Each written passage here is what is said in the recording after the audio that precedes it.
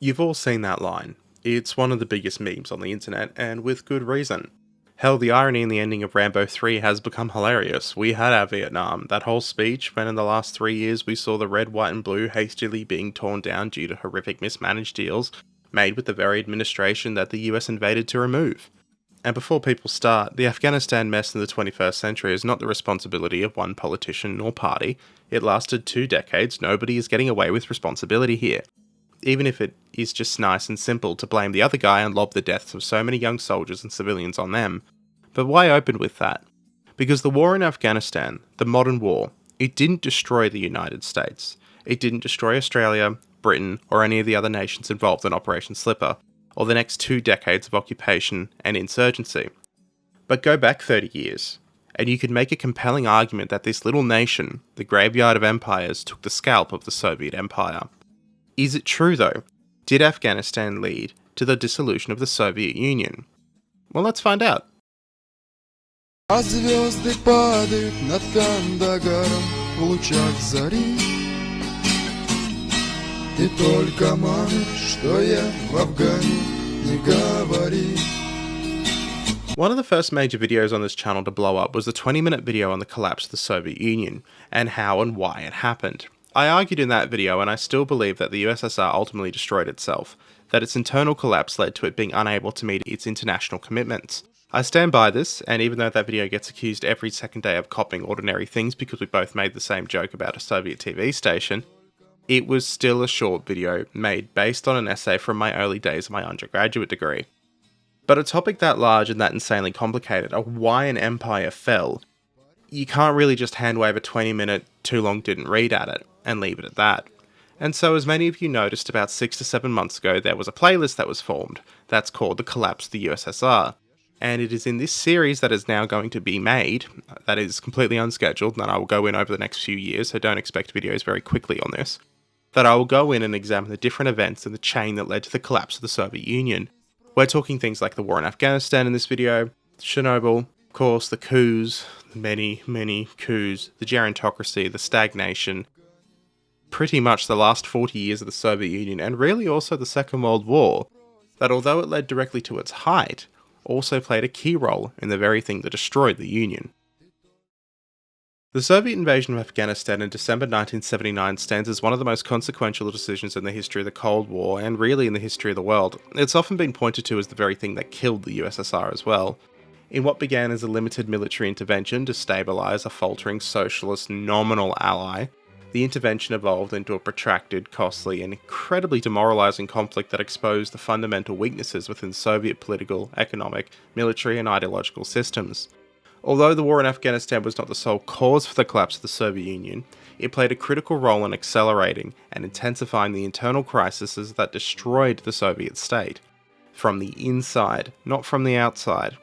The conflict drained economic resources, it undermined the legitimacy of the Communist Party, it revealed the limitations of the Soviet military power, which was previously unquestioned. On top of all of that, it further revealed the us versus themness that had developed in the USSR between Russians and non-Russians.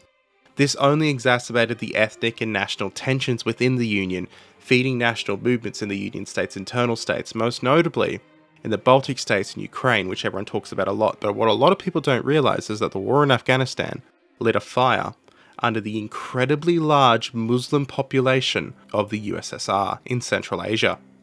But why Afghanistan? See, Afghanistan occupies a unique place in Soviet strategic thinking, and it really has long before the 1979 invasion. In fact, long before the Soviet Union ever existed. Did you ever wonder why Afghanistan has this little dangly bit here that sort of just pokes out?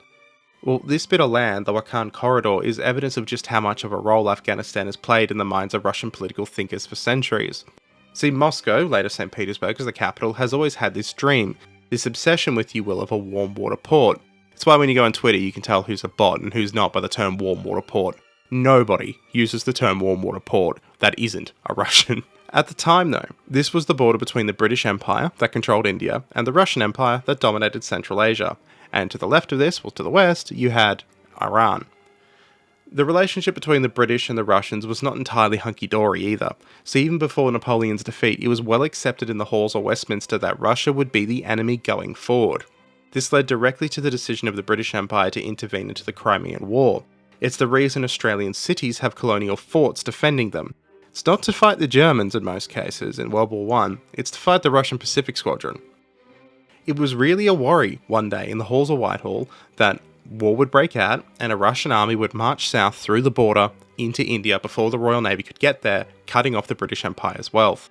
To solve this issue, land was carved out between the British Raj and ceded to Afghanistan, creating a border between the two powers.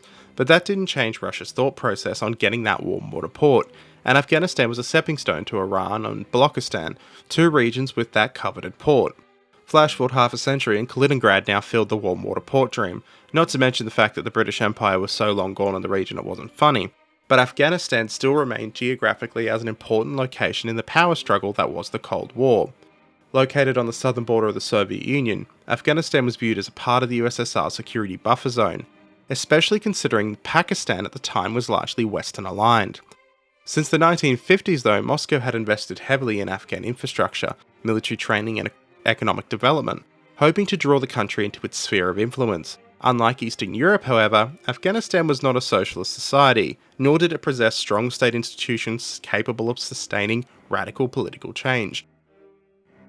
Not to mention, Afghanistan was not a society like a European society where they could go into the cities and basically go, "You're red now, you get shot if you don't." The Afghanis weren't just going to take that. They could and would take to the hills and do things to prevent that kind of eventuality from occurring. In April 1978, the Tsar Revolution brought the People's Democratic Party of Afghanistan, the PDPA, a Marxist Leninist group, to power. The PDPA, though, in what will surprise absolutely nobody when it comes to left-wing parties, was deeply divided into rival factions, and each faction taken alone lacked broad proper support. Think Bolshevik-Menshevik kind of thing. Its attempts to impose rapid land reforms, secularization, and political repression provoked widespread resistance, particularly among rural, tribal, and religious communities. By 1979, the Afghan government was facing a growing insurgency, internal factional violence, and the collapse of effective governance, in short, civil war. And it was completely inevitable that this was going to break out. It was highly likely that the Soviet-aligned party was not coming out on top in this civil war as well because, well, a lot of people had guns and did not like them. Soviet leaders initially hesitated to intervene militarily. They feared becoming entangled in a guerrilla war and understood the risks of international condemnation. That latter part, the international condemnation, is particularly comical given the messaging of the Kremlin towards the West during the Vietnam War. However, concerns about losing influence in Afghanistan, the potential spread of Islamic radicalism into Central Asia, which, mind you, is Soviet Central Asia, along with the instability of the PDPA regime, ultimately led the Kremlin to authorize a direct invasion. The decision reflected both ideological commitments to supporting socialist allies and a profound miscalculation of the Afghani society and the limits of their actual power as the Soviet Union as well. But hey, those things shouldn't matter, right? This is the Red Army, the army that rode to Berlin to defeat the Axis, that made the world tremble. Surely these farmers on camels will just be a walkover, right? Right?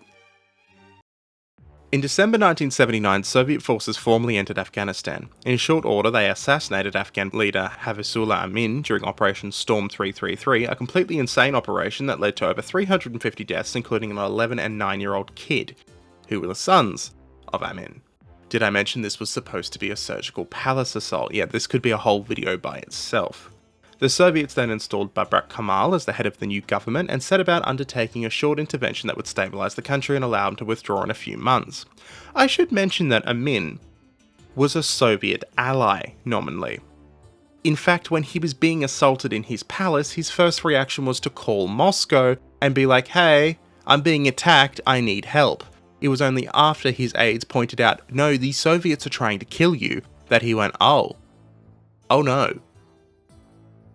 For that simple occupation and withdrawal, we'll enter the Mujahideen, a group composed of diverse Islamist and national parties held together by their collective hatred of the invader.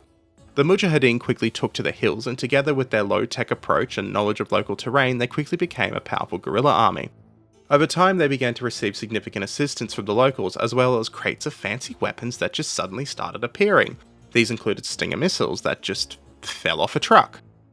I jest, but to be more serious, it was from foreign powers, particularly the United States, Pakistan, as I mentioned, which is Western aligned at this time, Saudi Arabia, and China.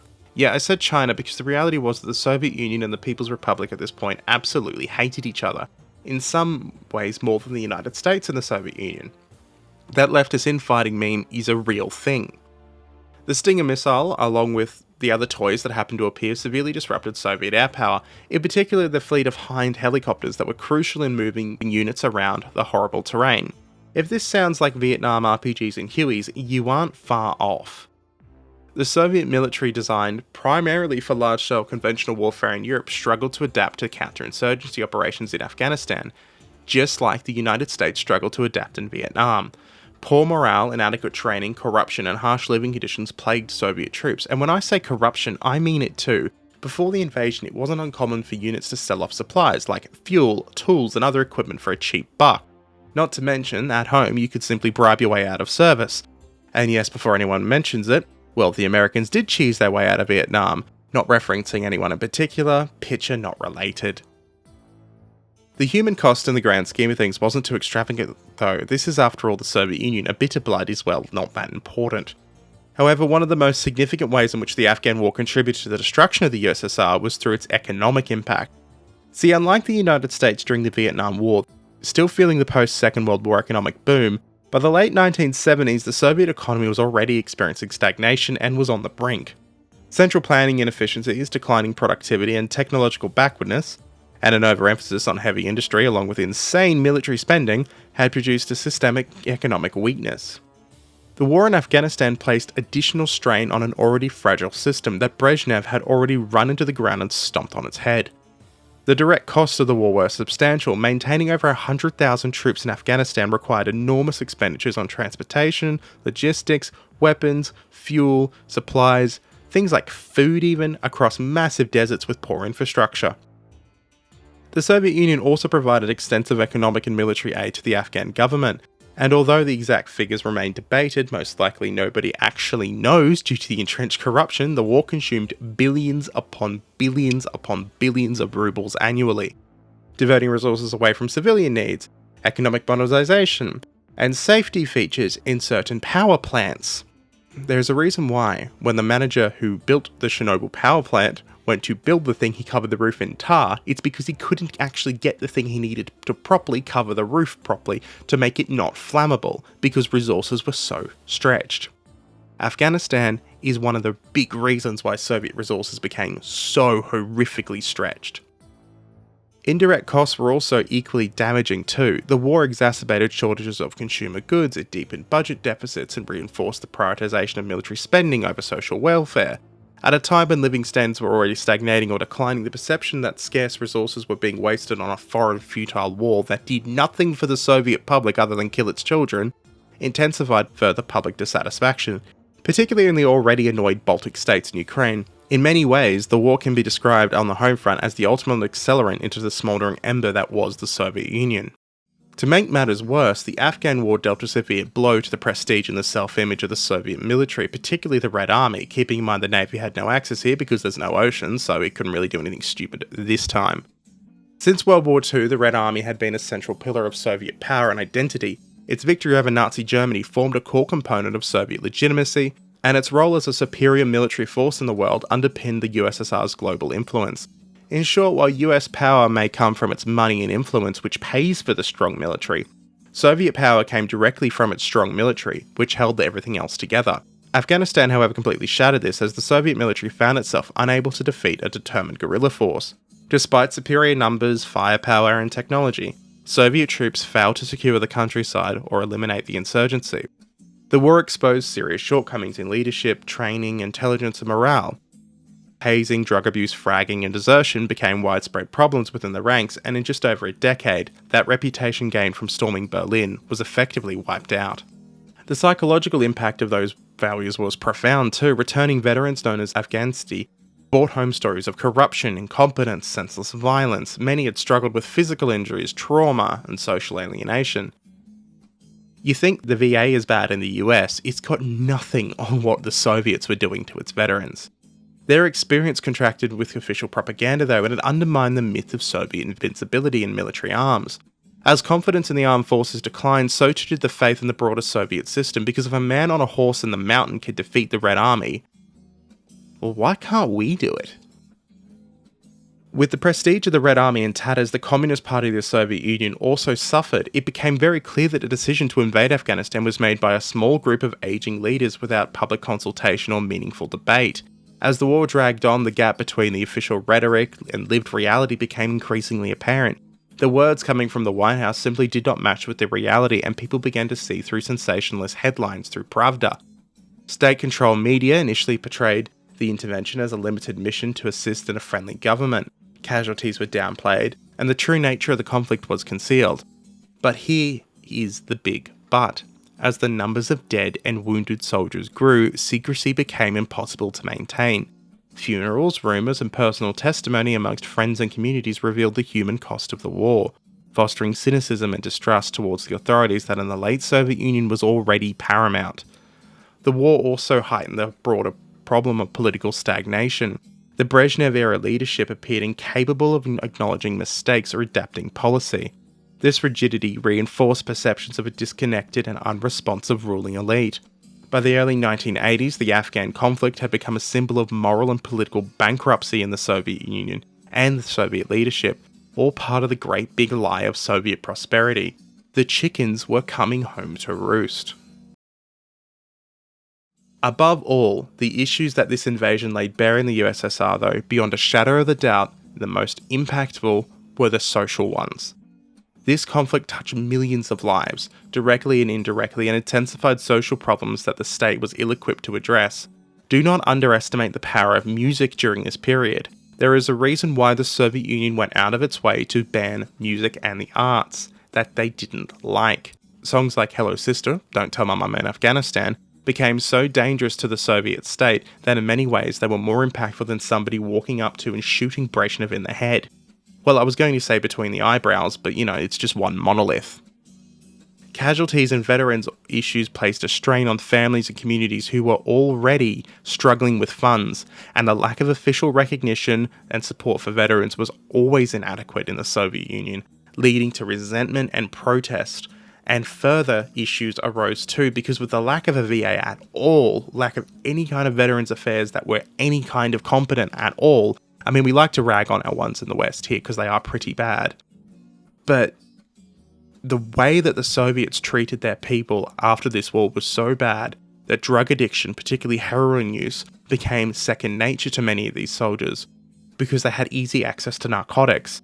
And not to mention the spikes in alcoholism and domestic abuse becoming so common that it's not even a crime in Russia anymore to go and beat your wife in many cases. Crime and social dislocation worsened, and it undermined the image of a stable socialist society. Families would be torn apart by the impact this war had on individual returning soldiers. Hell, there are rumours that there are multiple Soviet serial killers who had complete mental break and just started killing when they got home because they couldn't handle it. We hear a lot about American serial killers because they're really popularized for some reason. People love stories. I mean, to quote an old journalism professor that I had at university, if it bleeds, it leads, so it makes sense. But I challenge you for 5 minutes to go look into the Soviet serial killers that actually made it to the media, and then consider the ones that didn't. It's pretty bad. The war also contributed to a broader cultural and moral crisis. Many Soviet citizens began to question the ethical foundations of the state's actions. The invasion of a poor, predominantly Muslim country contradicted official claims of anti-imperialism and international solidarity. The moral dissonance weakened the ideological commitment and accelerated the erosion of socialist values, showing bare to the people of the USSR, well and truly, that this was not a union of people. It was the Russian Empire in a fancy red coat. So far, I've only really focused on the war's impact on the European part of the Soviet Union, but that in itself is a problem because unlike many of the online bots that would have you believe the USSR and modern Russia, mind you, has a huge Muslim population, genuinely it is massive, the Afghan war had a particularly more important implications for this Muslim non-Russian population in Central Asia. Many Soviet soldiers deployed to Afghanistan came from Muslim-majority republics such as Uzbekistan, Tajikistan and Turkmenistan, and the war exposed them to a conflict that resonated culturally and religiously in ways that the Soviet leadership had failed to anticipate. Not to mention it laid bare to these soldiers the level of racism that was directed at people who look like them, talk like them, and worship like them. There is not much of an incentive to fight when your own officers directly insult and deride you, hence the fragging and disobedience I mentioned earlier. There was some fears that the war would inspire Islamic revival or separatism itself within the USSR, and ultimately this proved to be partially justified. Although large-scale rebellion did not occur, the conflict heightened awareness of ethnic and religious identities that Soviet policy had long sought to suppress. The visibility of Muslim resistance to a superpower army challenged the assumption about Soviet dominance and control on Central Asia, and it led to a further awakening of nationalism amongst the member states, particularly in places like the stands, like Kazakhstan and Kyrgyzstan, Tajikistan, etc. This occurred more broadly across the USSR, even in Russia itself, as confidence in the central government weakened. Republics increasingly asserted their own interests and grievances. In some ways, the Soviet government became the enemy, an easy scapegoat for politicians seeking further position and power to distance themselves from. Internationally, meanwhile, the Soviet invasion of Afghanistan severely damaged the USSR's reputation, and intervention was widely condemned as an act of aggression compared to Western imperialism. It led to the collapse of détente with the United States, the imposition of economic sanctions, and the boycott of the 1980 Moscow Olympics, which is ironic when you think about what happened in the 90s with the Western invasion of the place, but I digress. The war also intensified the arms race at the time when the Soviet economy could ill afford it. Increased military spending further strained resources and deepened economic stagnation. Meanwhile, the United States and its allies exploited the conflict to portray the USSR as an expansionist and morally bankrupt power. You can essentially see a feedback loop forming here, with one crisis making another worse, and so on and so on. Most importantly, the failure in Afghanistan exposed the limits of Soviet global influence, as the inability to control a neighbouring country undermined claims to superpower parity with the United States, that even though it had lost in Vietnam, had managed to fight a war halfway across the world. This loss of prestige had a profound psychological effect on Soviet leaders and citizens, contributing to this growing sense of decline within the USSR. When Brezhnev finally took his trip to the Great Gulag in the sky, quickly to be followed by two completely forgettable fossils that came after him, Mikhail Gorbachev came to power in 1985. Gorby inherited a country burdened by economic stagnation, political cynicism, and of course the Afghan war. The new leader quickly concluded that the conflict was unsustainable and morally wrong, referring to it as a bleeding wound. In short order, he made the decision to withdraw from Afghanistan, closely linking it to his broader reform agenda of perestroika and glasnost, meaning restructuring and openness. The withdrawal would be completed in 1989. It was intended after this, though, to reduce military expenditures and improve relations with the West, and really to just restore some domestic confidence in the Union. However, it also symbolised the retreat of Soviet power and the abandonment of long-held ideological commitments. It's very much the chopper on the roof moment of the Vietnam War, only for the USSR. The openness encouraged by glasnost, while welcomed, was also a massive double-edged sword when you consider the war too, because it allowed people to actually discuss what had happened, which turned murmurings and quiet pub talk into open conversation. Rather than stabilising the USSR, reforms unleashed forces that the state could no longer control. The Afghan war, by demonstrating the cost of repression and imperial overreach, reinforced arguments for ending the coercive control both abroad and at home. Although the war did not directly destroy the USSR, it contributed heavily. I once had a university professor explain this conflict to me and really the fall of the USSR in general as a bow, each event pulling it further back until finally the wood gave way and it splintered. The period of stagnation along with military spending had already locked and drawn the bow. Brezhnev had pulled more and more pressure on it by refusing to change, refusing to adapt. The invasion of Afghanistan then further pulled the bow back, leading to creaking in the wood and cracks forming. The withdrawal then added even more pressure, and it had reached a critical point in the mid-1980s. Brezhnev dying released some of the strain, but hey, the war was winding down. Pressure was being released. Things could only get better under Gorby, right? It's not like decades of stagnation and entrenched corruption, including fatally hidden state secrets in the nuclear industry, could make it worse, right? На Чернобыльской атомной электростанции произошла авария. Поврежден один из атомных реакторов. Принимаются меры по ликвидации последствий аварии. Пострадавшим оказывается помощь. Создана правительственная комиссия. Well, that was wholly unexpected and not at all alluded to. Of course, I didn't really discuss what happened in Afghanistan and the reaction and the feelings and what this really did to the Afghan people, because this video is about the Soviet Union.